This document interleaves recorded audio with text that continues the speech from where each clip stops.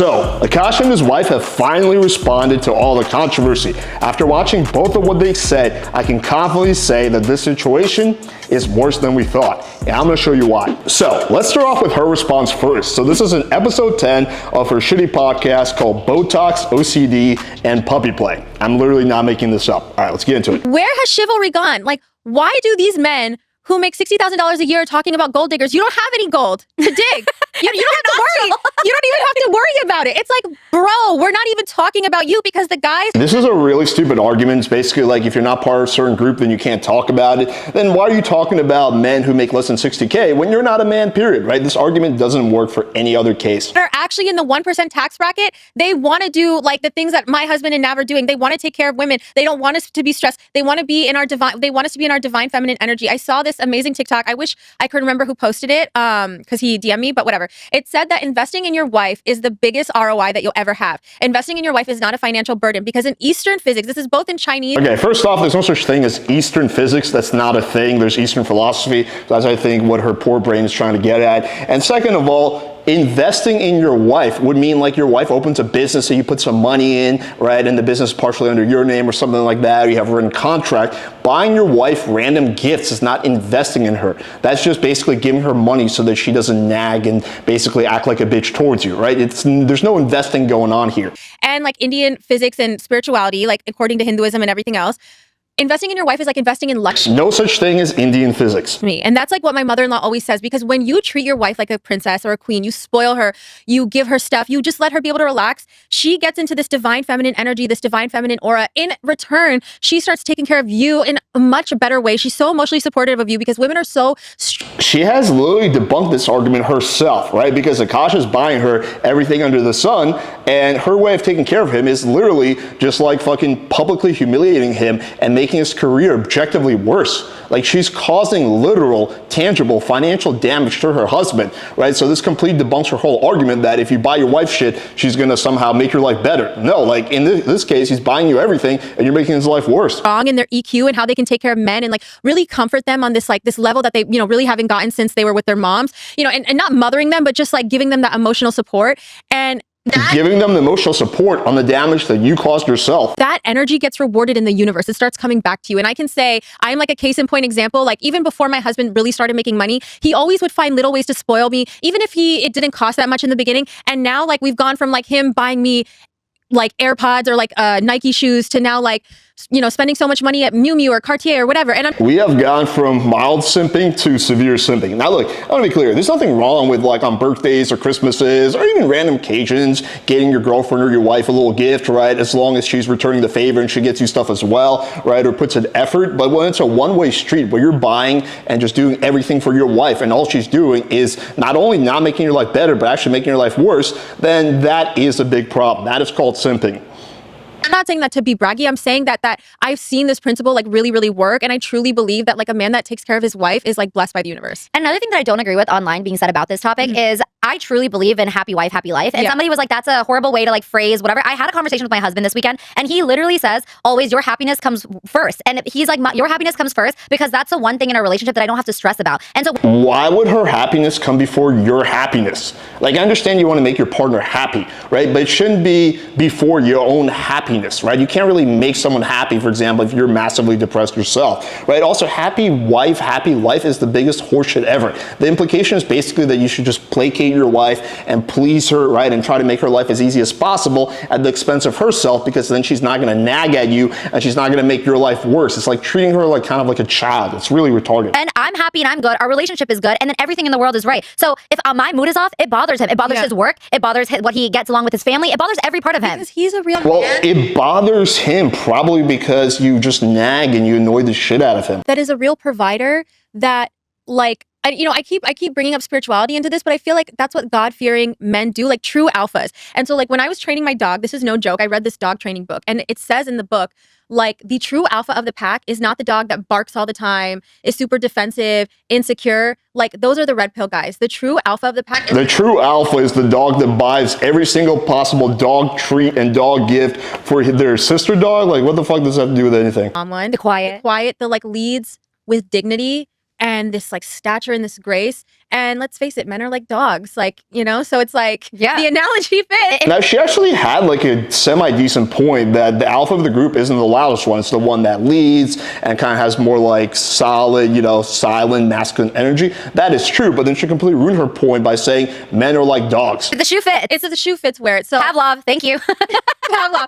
No, so I was gonna say the same thing about Akaash. Like, I think the happy wife, happy life is more just like, women are so in tune with their emotions. We go through like week over week fluctuations. So one, we can't always be on it every week, like how men can. And number two, it's like we give them like this kind of comfort and emotional support and stability that they wouldn't be able to get otherwise. You know what I mean? It's like how they say, like, behind every great man, what do they say? Behind every great man is a successful woman. No, behind every successful man is a woman. Wait, what is it? What else? They're literally retarded. They're trying to say that behind every man is a great woman. I knew that off the top of my head, but they're too dumb to fucking know the saying. So they're trying to prove like, listen, we're great women because we're behind our man, but you don't even know how to say the thing that you're trying to say. It's just kind of hilarious. But yeah, this was her response, and we can see here some of the comments. I didn't cherry pick these. These are just directly, you know, the top rated ones. She dodging allegations like she dodges his kisses, right? Because whenever he tries to kiss her, she gives him the cheek. This chick clearly can't read the room. We're not laughing with you. We're laughing at you. Girl, he's sleeping because he's depressed, LOL. Justine, one question. What exactly is wrong with you? It takes 20 years to build a reputation, 5 minutes to ruin it. Warren Buffett. So every single comment under her podcast is literally just shitting on her. Now, let's get into what Akaash said. You're going to see a very clear difference between how they're describing the situation. Unfortunately, the audio isn't the best for his response because he did during a comedy set, but this is as high quality as we can get with the audio. These narratives, people calling your wife a gold digger and a whore and all these other things, it's a shitty thing. So I'm gonna tell one story that I have never even told her. Honestly, she has no idea this story. My wife and I met in 2014. I was not making much money. I was getting $25 a night doing stand-up. I was on MTV shows that paid dog shit money. If she was a gold digger, then I didn't even have 10 to get the bitch, to be honest. And you're gonna see later, according to his own words, how this is not true. Then in 2018, I went flat fucking broke. 34 years old, I probably made $4,000 that entire year. And we couldn't even afford the living room we lived in New York City. We had to move out of that apartment and move to New Jersey. And what's even sadder than moving to New Jersey is I had to save up money to move to New Jersey. So we had to stay on her friend's couch for almost a month. We were basically homeless for a month. Why would she not know this story? Like, he started off by saying my wife would not know this story. This is a story involving both of you. How would she not know it? To save money to move to New Jersey. And I remember the night before we went to the couch, we had to stay in our apartment illegally. We were supposed to have been out by like 12 p.m. We moved everything out, but we didn't have a place to stay, so we had to stay there that night. It was just me and her sleeping on a hardwood floor. I'm 34 years old. She's 25 years old. I'm looking at this girl like, man, you could go be with an Indian who's a doctor, like a real Indian. You're a beautiful girl. You have so much ahead of you. Me, I don't know what my life is going to be. I'm 34. I'm fucking broke. This dream might not ever happen, but I'm too... See, like, it's crazy. The simping started from the very beginning. Like, he's putting his wife on a massive pedestal. Like, what is her accomplishment at 25? Just literally sucking a bunch of dick in college? Like, she hasn't accomplished anything at that point besides being relatively attractive. Fucking moronic to quit. And I have nothing to give her. It's just a light jacket. It's like October. We have nothing. So I hand her the jacket, and then she said, what's this for? I said, you can use that as a pillow. And then she goes, well, what are you going to use? And I said, I'll figure it out. She handed me back the jacket. She goes, you take this. And then she laid with her head on my chest and her arm around me the entire night. And I remember thinking in that moment, this is why I haven't shared this with her, because I remember thinking, I don't know if I'm going to be able to marry this girl. So his story of like his wife just redeeming herself is literally her giving him his own fucking shitty jacket back and then just sleeping on his chest. Like, this is the thing that's supposed to redeem your wife. This is maybe a sweet gesture at best on her part, but that's about it. I'm so broken. I'm in such a bad place, and it's a dark fucking time in my life. But I know I will never find a girl that loves me this much ever again, and I will never find a girl who rides for me this hard ever again. Dude, she's not riding for you. She's objectively destroying your career for this, and she's destroying your career not because she's too stupid, although that's part of it. She's doing it so she can get more clout for her podcast, because otherwise no one cares about what she has to say. Her only piece of relevance is being married to you. Like, how does this guy not see that? But we can see even the stuff that he says is not even really that true according to his own words. So if we go to this clip compilation, you'll see what I'm talking about. I had like 7 MTV shows. I wasn't making crazy money. I was making like low 6 figures, but my girlfriend at the time, she moved into our place. So he wasn't getting like $50 an episode. He was making low 6 figures and he had multiple MTV shows, right? And then all of a sudden, end of 2017, all the shows started suddenly getting canceled one by one. I'm going broke. So 2018, we're doing Flagrant. My wife, financially anxious person, is like, what is going on? Like, we're talking about getting married? Is this what it's going to be? I don't have an answer for her. I'm like, this Flagrant thing, I think. I believe in this. I believe in this. Then I start wondering, like, am I just saying that because that's all I have left? Yeah. And then luckily we started the Patreon because I went so broke we had to. Now Andrew was doing great. Andrew was starting to blow up, to be honest with you. Now he's leaving out the part of the story where his wife temporarily left him, and we're gonna get to that. He started to dry up. He was kind of aging out of the MTV bracket, and he wasn't really getting any attention from the industry. So he was pretty much losing all his income. And at the same time, I was working a really toxic job with like a toxic manager, and like working till 2 in the morning, and it just caused a lot of stress on our relationship. Everything came to a head when my mother-in-law came to visit us. I was being very distant because of everything we were going through. Akaash was very stressed, and I think she kind of internalized it like that I was being bitchy towards her or passive aggressive towards her. It was a huge fight between all of us. Basically, Akaash did not defend me, and I was like, okay, I don't know if I can be in a relationship with this person anymore. Listen to what she's saying here. So basically, she was being a bitch to the mom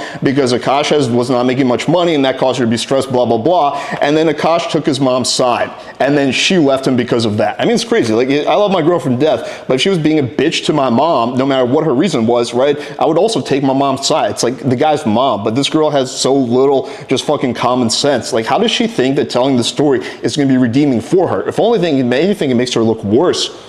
So after this, we both took a much needed break, and we just needed time to reflect on our own outside of the Whenever a girl says that, it's code for I left him because of blah, blah, blah.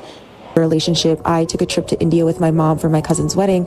Akaash needed to find his voice within the relationship and find his voice between his mom and me. Finally, a couple months later, I just had this epiphany. We were still getting in fights, but Akaash went on his own trip to India, and my Nana Ji was sick in the hospital. He flew out of his way to go see him in Punjab. I woke up the next day seeing pictures of him, my Masi, and my Nana Ji, and I had this moment where I was like, okay, I know he's the right one. So she was a bitch to his mom. Then Akaash defended his mom, so then she left him. And then while they were still separated, he flew all the way out to India and visited her sick parents and was nice to them. Like, you can see that this whole thing started very, very early on. What Akaash needed to do, the minute that she was a bitch to his mom, was needed to cut her off right there, right? But he, instead of doing that, instead of having some boundaries, he flew over to India to basically simp for her by sucking up to her parents. And now we can see why the relationship is the way it is. All right, hope you guys found this breakdown valuable. Make sure you subscribe to the channel if you haven't already, and hit the bell for notification, because otherwise my videos will literally just not show up on your YouTube feed. Also, check out my free Tinder guide. Link is going to be in the description. It's going to show you how to get really good photos so you start getting more matches, how to write the kind of bio that makes you stand out, and text games so you don't have to be like poor little Akaash. Alex, what the fuck are my $1,000? Can I just finish the video real quick, babe? What the fuck about your videos? I want my money now. Okay, babe, I'll sell you right now. Thank you, you fucking loser. Anyway, yeah, so you guys don't want to be like this fucking loser, so make sure to check out my free Tinder guide, and I'll see you guys next time.